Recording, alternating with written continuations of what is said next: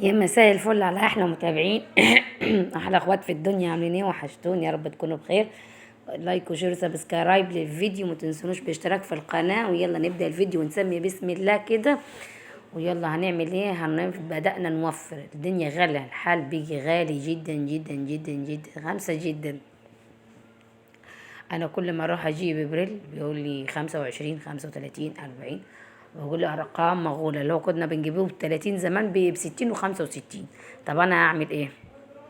هعمل ايه اذا كنت انا كل يوم حاسه ان انا بشرب الصابون ده مش بغسل بيه مواعين؟ حاسه اني انا بجيبه اكتر، باستهلاكه عندنا زي الميه. طب قلت لا، ما بديهاش، انا لازم ادور على البديل. فواحده قالت لي ما تجيبي الصابون وتعمليه في البيت. فانا قلت فكره. دورت على الفكره، والفكره ايه؟ نفعت. قلت انا اعملها. جبت كيس ليمونيتي اللي هي بتاع الصابون. فيه جوه منه كيسين، كيس بودره وكيس معجون. كيس البودره ده تفضيه في الاول، وبعد كده تفضي على منه كيس المعجون، وتفضلي تربي تربي تربي تربي. بصي ربي زي ما انت عايزه، زي الكريمه. شفتي الكريمه لما تحطي البيض على على السكر على السمنه وتضربي فيهم؟ زي كده. كل ما تربي فيهم كل ما يديكي قوام تقيل، ويخلي معاكي ايه البريل تقيل كده، ورغوه حلوه وناعمه. انا كنت عايزه اقول لكم ان انا في اليوم ده كانت ايدي بتتزحلق لوحدها من غير اي حاجه. قعدت اليوم كله اهو، وقعدت ارب ارب ارب. وتزودي ميه واحده واحده. نسيت اقول لكم يا بنات ان الكيس ده بياخد 6 لتر ميه او 8 لتر. لو انت قللت عن كده هيتجمد معاك ويبقى كتل كتل، ولو انت زودت هيبقى خفيف. تمام. انا عملته مع على حوالي 8 لتر، يعني اللي هو ما اغسلهوش، اغسل بيه على طول يعني. اللي هو ما بكسرهوش بميه، اللي هو اغسل منه مواعين على طول. وكان تقيل، وبرده بزوده ميه لان بيبقى ماسك في السلكه او السفنجه. اه. وتبدأ تربي تربي تربي، هيعمل معاكي رغوة في الوش كده. تسيبيها لغاية ما تطفي، وبعد كده تبدأي تصبي ايه، تحطي في ازازة صغيرة، او عايزة تعينيهم في ازازة كبيرة، وكل ما تحتاجي تاخدي منها براحتك.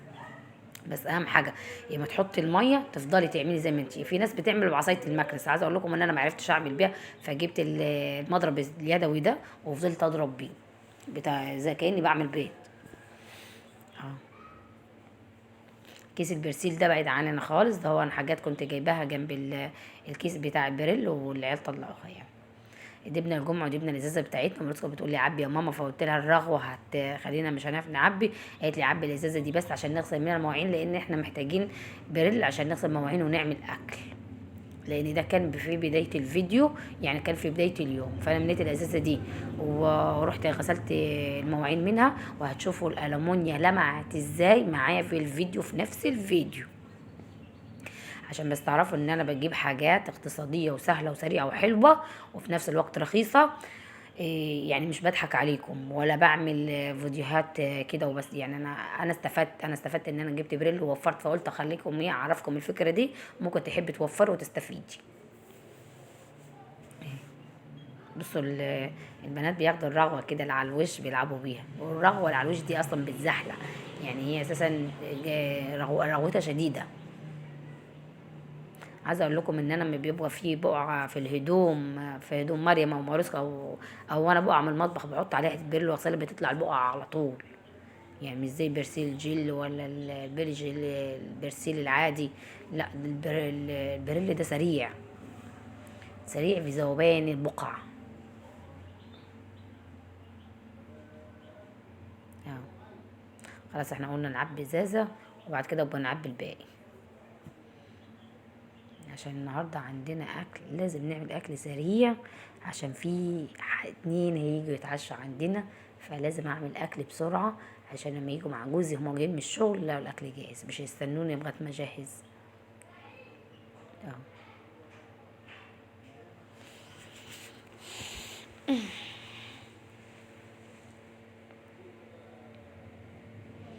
يلا انا برحب بكم في بدايه الفيديو. طبعا انا كنت غسلت المواعين، بس كان فضل البوتاجاز، وكان خلاص الوقت اذن وان انا لازم اعمل الاكل.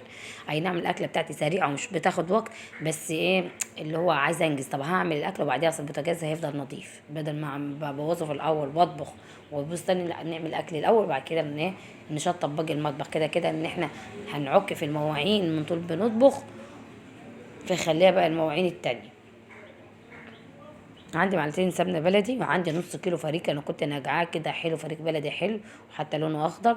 كنت ناجعاه لمده نص ساعه. ما بحبش انقعه بميه سخنه يا بنات، انا بنقعه بميه بارده، وانزل بيه على السمنه البلدي. عايزه تحطي فص ثوم حطي فلفل اسود وشطه وملح، تبليه زي ما انت عايزه. انا هنا حطيت ملح وفلفل اسود بس.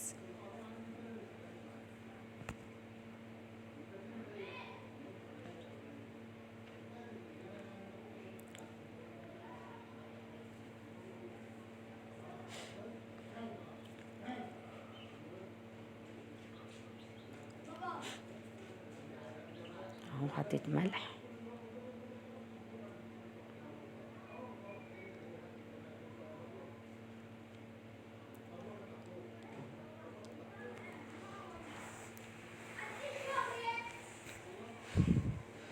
خلاص شوحنا وحطينا الميه اللي هنسلق فيها الحمام. عندك فكره ان ممكن تعملي الحمام ما تسلقوهوش وحطيه في صينيه وغطيه بورق حراري زي قنوات كتير بتعمل الحركه دي وتحطيه في الفرن. بس انا عايزه شويه شوربه، عايزه شويه شوربه اعمل بيهم رز واعمل بيهم طبقين ملوخيه حلوين. فانا هعمل ملوخيه كده اقضيها بميه، لا طبعا.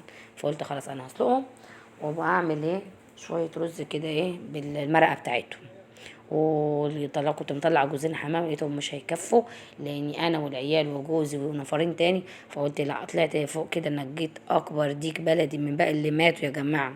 يعني عايزه اقول لكم اللي ماتوا كلهم إيه كان 60 فرخ، قعدوا 14 فرخ، يعني 46 فرخ مات. بس الحمد لله.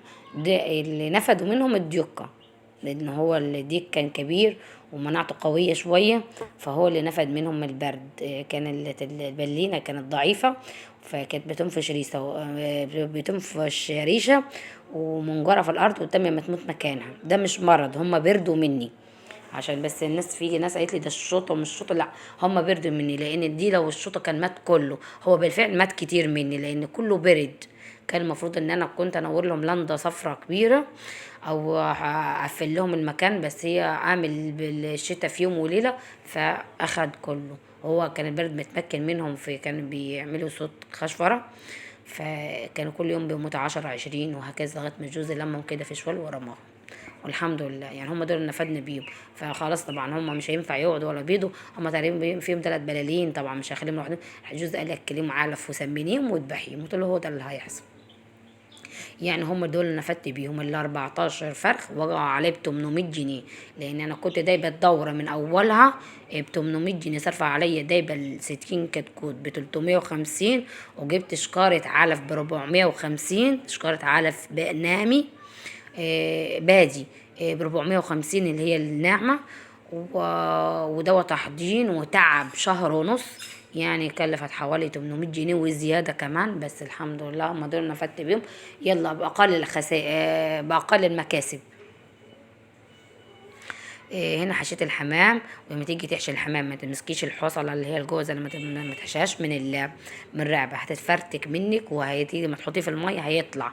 احشيه من تحت، زق بصبعك وكبسيها، ما تخليهاش مفرولة، لان كل ما تكبسيها كل ما تبقى ايه، ما تنزل في المية الرقبة تكش والفريك يستوي وتبقى ماسكة نفسية وتبقى طعمها حلو خالص وشكلها شكل الحمام اللي بيقدموه في المطاعم.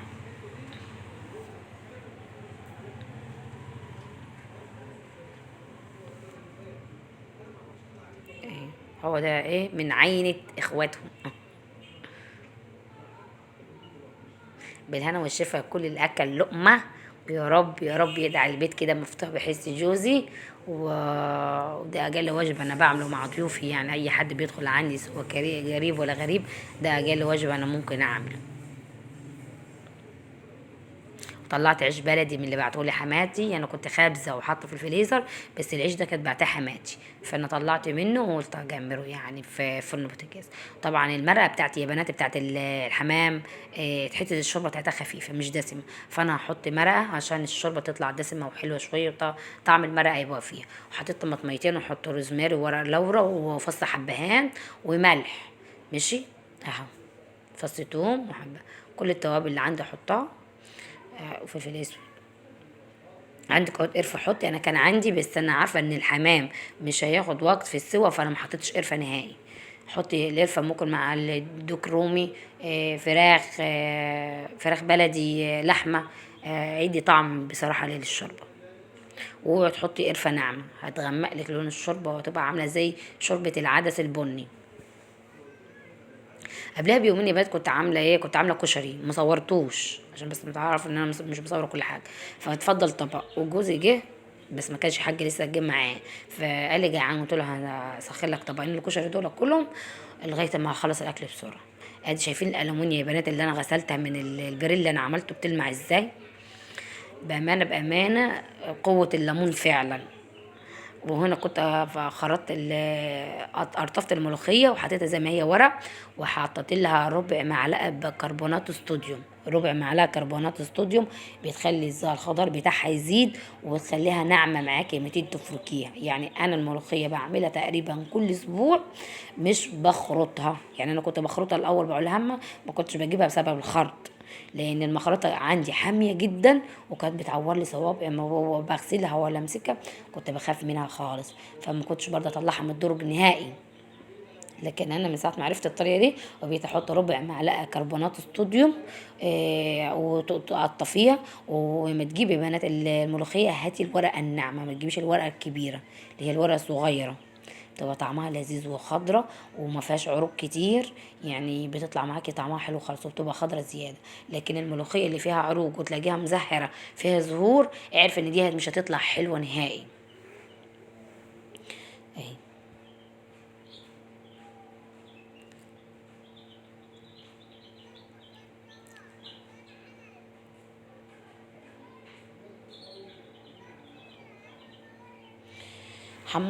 عندي كوباية شعرية حمرتها، وهنزل عليها كوبايتين رز، هعمل 4 اطباق رز، لان الرز اللي هيبات مع الملوخيه احنا مش بناكله، يعني تقريبا الاكله دي مش هيتفضل منها حاجه ولا هيبيت منها حاجه اصلا، فانا عامله كله على قد الضيوف اللي هتاكل. ايه، كوبايه شعريه وكوبايتين رز، وانزل بيهم كده طلعوا نص حله كده معتبره. إيه، عملوا 4 اطباق او 5 اطباق كبار. والملوخيه انا سايباها كل ده تستوي على النار هاديه، ما تعليش عليها النار عشان ما تفورش، كل ده انا سايباها تستوي على النار هاديه.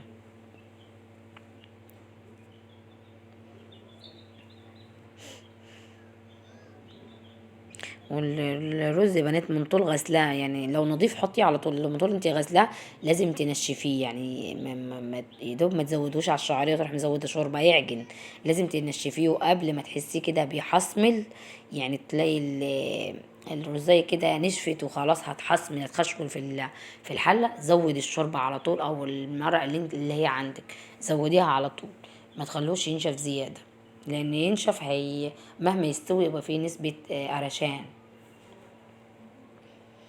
وادي الرز احطه على النار العين الصغيرة وانجلها، وانا طش على الملوخية، يعني انا لسه مخرطتهاش، فكرت ان انا مخرطتهاش هعملها كده. وبقى طبعا ايه ان انا عاملاهم قليلين صغيرين، يعني 3 طبقات طبيخ، ما عارفاش اضربهم في الكسرونه اللي معايا قدامي دي، طب انا اعمل ايه؟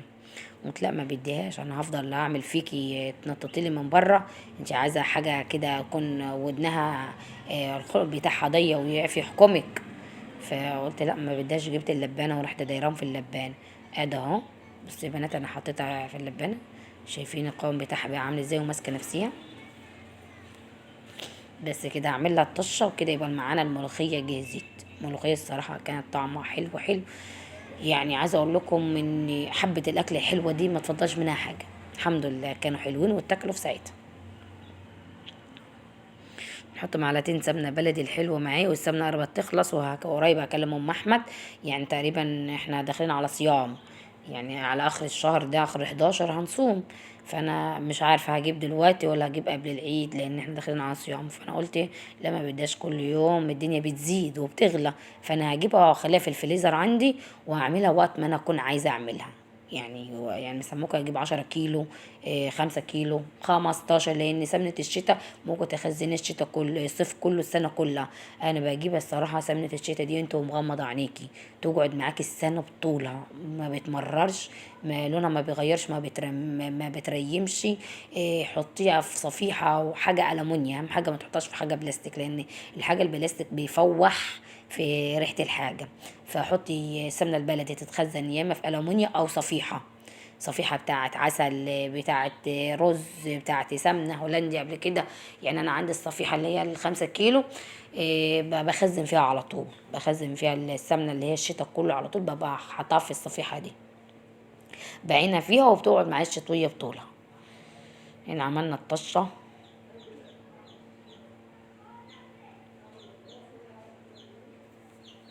والرز هنا تقريبا استوى على العين الصغيرة، بس ايه لسه مطفتش عليه.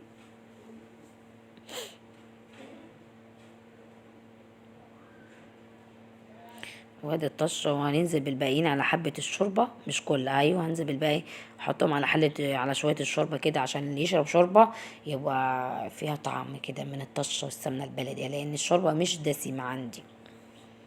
ايه، وابدأ احمر الفراخ بالحمام بتاعي والفراخ.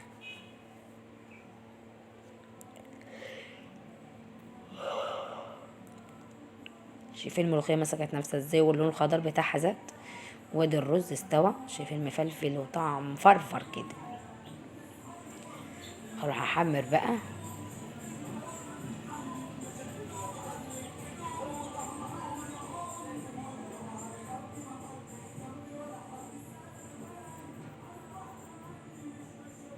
عايزه تحمري بزيت حمري، عايزه تحمري بسمنه حمري، بس انا جوزي لو عرف ان انا حمرت بزيت مش بياكل الفراخ ولا اي لحوم حمرتها بزيت.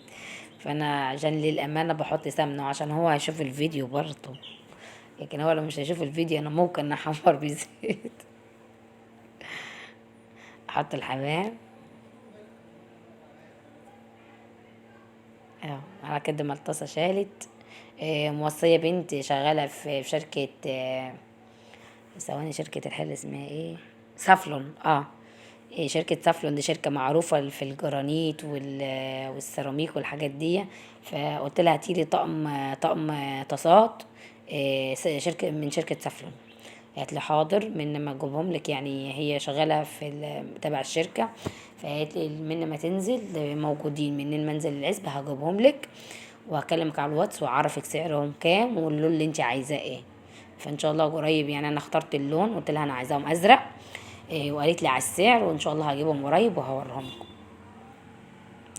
وبكده الفيديو بتاعنا يبقى خلص. ومتنسونيش اللايك والشير سبسكرايب، متنسيش اشترك في القناة داخلة على 1000 مشترك، هتنوريني لو انت اشتركت عندي. واشوفكم فيديو جديد. باي باي، تصبحوا على الف خير يا اجمل واحلى متابعين في الدنيا.